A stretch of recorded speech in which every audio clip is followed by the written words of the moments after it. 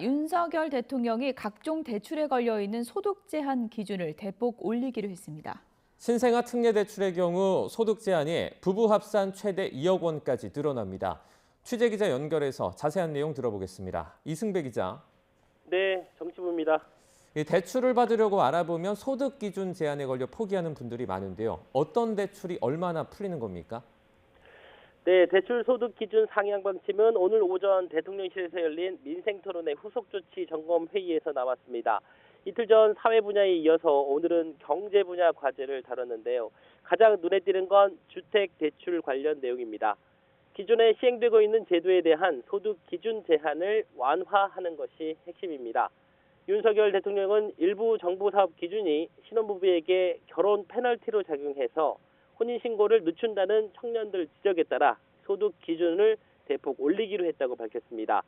구체적으로 보면 버팀목 전세자금 대출의 신혼부부 소득 기준이 기존에는 부부 합산 7,500만 원이었는데 1억 원으로 높아집니다. 연 2%대 금리로 최대 3억까지 대출이 가능한 상품입니다. 윤 대통령 발언 들어보시죠.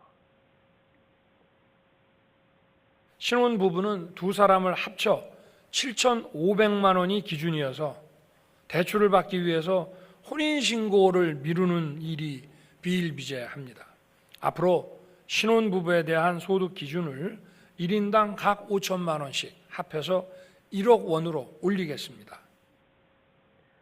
신생아 출산 가구 특례 대출은 소득 기준 확대 폭이 훨씬 더 큽니다. 부부 소득을 합쳐서 1억 3천만 원 제한이 걸려 있었던 것을 7천만 원을 높여서 2억 원까지 상향하기로 했습니다. 한 명이라도 소득이 높은 회사에 다니면 소득 제한에 걸려 대출을 못 받는 경우가 많았는데요. 실제로 대출이 가능하게 문턱을 대폭 높인 겁니다. 연간 1.6%에서 3.3% 금리로 주택을 살 경우에 최대 5억까지 대출받을 수 있습니다. 저소득층을 위한 근로장려금 또한 소득 제한 기준이 높아집니다.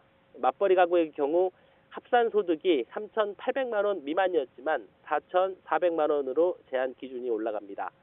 윤 대통령은 또 지난달 민생토론회에서 청년 주거 정책을 집중 지원해달라는 요청을 받아 곧바로 국토부의 청년 주거 정책과를 신설했다고 말했습니다. 아울러 지난 1월 낮은 금리 갈아타기 서비스를 주택담보대출과 전세대출까지 확대했고 이를 통해 17만 명이 1인당 153만 원씩 이자를 아꼈다고 강조했습니다. 맞벌이 부부의 육아 부담을 덜어주는 대책도 발표했습니다. 윤 대통령은 국내에 거주하는 16만 3천 명의 외국인 유학생과 3만 9천 명의 결혼 이민자 가족이 가사와 육아 분야에 취업할 수 있도록 허용해 주는 것이 효과적인 방법이 될 거라고 말했습니다. 외국인 유학생과 배우자는 한국어 능력도 상당하고 국내 생활에 이미 적응한 상태이기 때문에 육아와 가사를 돌보는데 상당한 장점이 있을 것으로 생각한다 이렇게 설명했습니다. 그러면서 관계부처에 부모들이 국내 체류 중인 외국인에게 안심하고 아이를 맡길 수 있도록 대책을 수립해달라고 당부했습니다. 지금까지 정치부에서 YTN 이승배입니다.